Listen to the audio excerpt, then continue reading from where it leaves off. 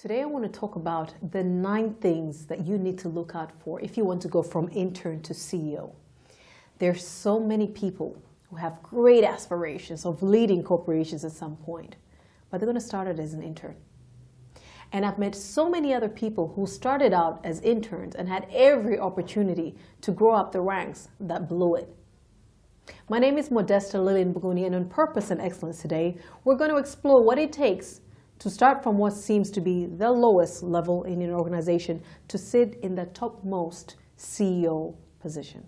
The first thing is purpose. Of course, I would say it's purpose. Even if you don't know where you're ultimately going to go, you know what interests you, you know where you've come from. So it's really key that you work for an organization that shares your values, work ethic, and interests. And the thing about knowing your interests is that you're very focused about whom and with what you associate yourself with. The second thing is service. Now, being an intern is about as low on the food chain as you can go in a corporate setting. So it doesn't mean that you're a slave, but it definitely means that you're here to learn. And so if you want to succeed, your staircase to success is service. Do whatever you need to do and then some, as long as it's legal and ethical. Show your supervisor that you want to learn, that you want to succeed, that you want to make a difference in the organization. The third thing that is very much related to service is humility. Humility doesn't necessarily mean that you keep quiet and you don't do anything and you're not seen. No, not at all. It just means that you know that you're here to learn.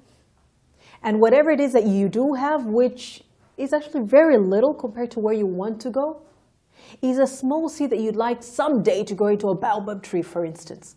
Humility says, I will shut up, sit at your feet, and learn as much as I can. The knowledge, skills, and attitude with which you apply yourself in this internship experience will determine how far you go later. Number 4 is performance.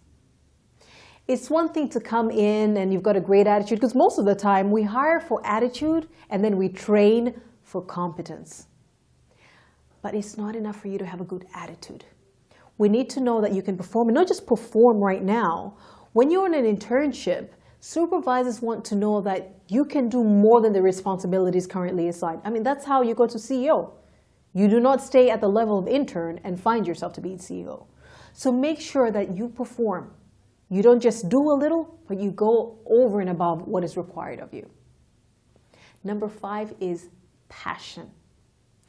Now, you can do all the performance you want, but if you don't have the right attitude, if your colleagues and supervisors can't vouch for you that you're actually alive and there's a pulse beating there, then no, you're not going to get into leadership positions.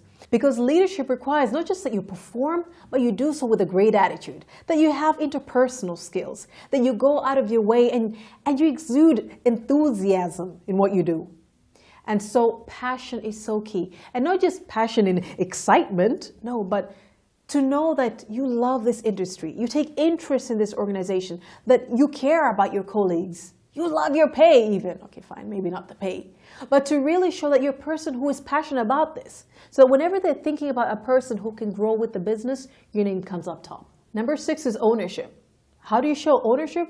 Well, not just going over and above what you do, but you take interest in cross-functional activities. When you're done with your work, you go to help out colleagues. When other people couldn't care less about how they're using company resources, you actually present and propose to management a way of saving resources. When people are stealing, well, yeah, you rat on them, and either you speak to them about not doing it or you go to the company. Taking ownership means not only am I aware of my work environment, what I have to do, but I think the business. I want to think like the person who owns and runs this business and look for all kinds of avenues that I can support them towards it. That is the outlook of a CEO. Number 7 is sacrifice. This one's a tough one. But this is what CEOs do. CEOs sacrifice time, money, relationships. They stay focused, purpose-driven, value-based. This is what it will cost you to make it from intern to CEO. You can't come to work, Facebook for 4 hours out of 8. You cannot party all weekend and just show up at meetings and all they know is they see a torso, but your mind is not invested. Malcolm Gladwell, in his book Outliers, said, for anyone to be an expert, to be a guru in their industry, They have to have practiced 10,000 times. That is the stuff of CEOs. You keep working at it. You keep doing it. You keep going over and above what is required of you. That is how you work your way from intern to CEO. There is no way that you just do what your job description requires of you and expect to get a pay raise. There is no way that you do the minimum so that you don't get fired and then expect to get a good recommendation. It's not going to happen. Number 8 is relationships. So if your friends were to ask your family, were to ask your colleagues what you're like, they should all have the same, if not similar, answer. What you are like with people, how you relate with people is so important to building your career. Don't take an internship to be, it's just this thing that I'm doing, it'll amount to nothing and I'm just starting out my career. Oh no, it amounts to a lot. People will recommend you and they'll have a lot to say. Don't burn bridges. This is a very, very small world. Number 9 is patience. It takes a while for you to go from intern to CEO. About 10 years for your industry to recognize you, another 20 if you want to be world renowned. You do not see people at their peak and think they just got there. Even if you were to shadow me daily, maybe you learn to do what I can do. But if you haven't been tested like I have been, if you haven't had repeated fears and had to overcome them, if you haven't gone broke and find your way back up, if you haven't weathered the storms of a business, of life, there is no way you'll be able to start if you do not have a foundation that can only come from experience of having your back against the wall and still coming back. Then you won't be able to stand. And so it takes patience.